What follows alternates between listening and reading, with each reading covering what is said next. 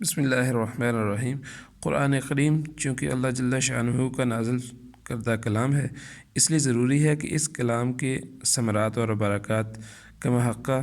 اور ان کی صحیح طرح سے تلاوت کرنے کا ڈھنگ بھی ہمیں آ جائے، جس طریقے پر اللہ تعالیٰ نے اس کی تلاوت کا حکم دیا ہے۔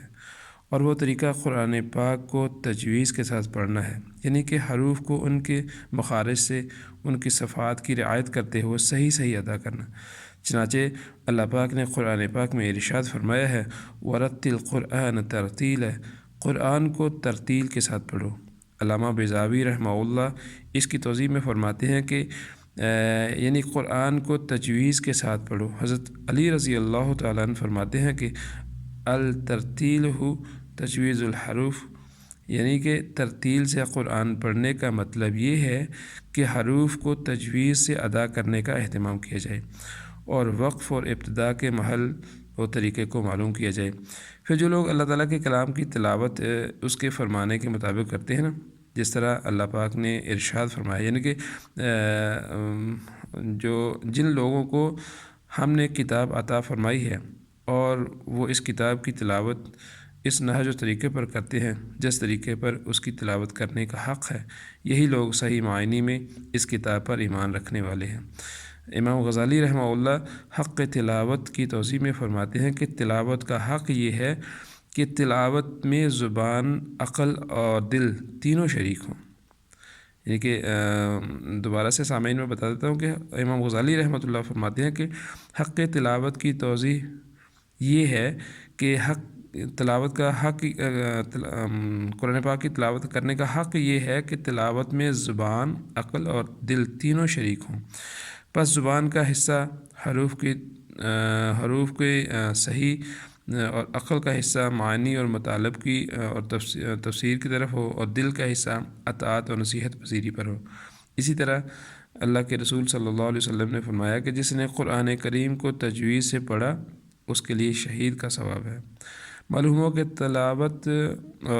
وہی معتبر ہے جو اللہ تعالیٰ کے حکم کے طریقے کے مطابق کی جائے، اور جو تلاوت اس طریقے سے ہٹ کر اور اپنے من پسند طریقے پر کی جائے وہ نہ صرف کہ اللہ پاک کے ہاں غیر مقبول ہے،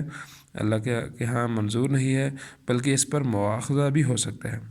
جیسا کہ حدیث شریف میں ہے کہ بہت سے لوگ اپنے طور پر قرآن کی تلاوت کر رہے ہوتے ہیں جبکہ قرآن ان پر لعنت کر رہا ہوتا ہے۔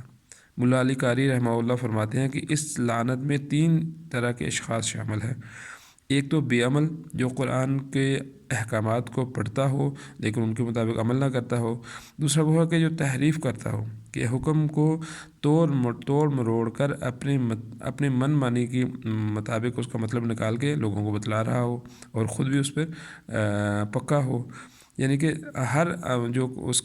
جس کو اس کا دل نہیں مانتا اس معنی کو تبدیل کر کے کسی دوسری معنی کو وہاں پر لا رہا ہو۔ اور غلط پڑھنے والا،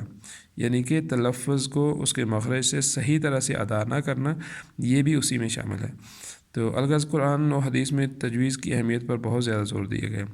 اور علماء کرام نے تجویز کے وجوب پر سلف و خلف کا اجماع نقل کیا ہے۔ تو اس لیے کوشش کرنی چاہیے کہ قرآن کو تجویز کے ساتھ سیکھا جائے اور تجویز کے ساتھ پڑھا جائے، اور قرآن کو کم از کم سال میں 1 مرتبہ، اور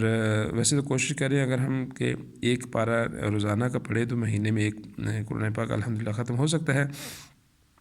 اور کوشش کریں کہ جتنا بھی قرآن پاک کو پڑھیں سمجھ کر پڑھیں اور ترجمے کے ساتھ پڑھیں،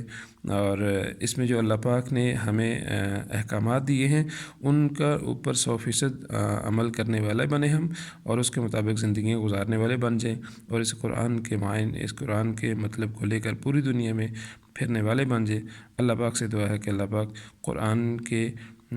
جو احکامات ہیں ان کو صحیح طرح سے سمجھنے کی، ان کے مطابق عمل کرنے کی، اور پوری دنیا کے انسانوں تک اس احکامات کو، اللہ کے حکم کو لے کر جانے کی توفیق عطا فرمائے۔ وما علینا الا البلاغ۔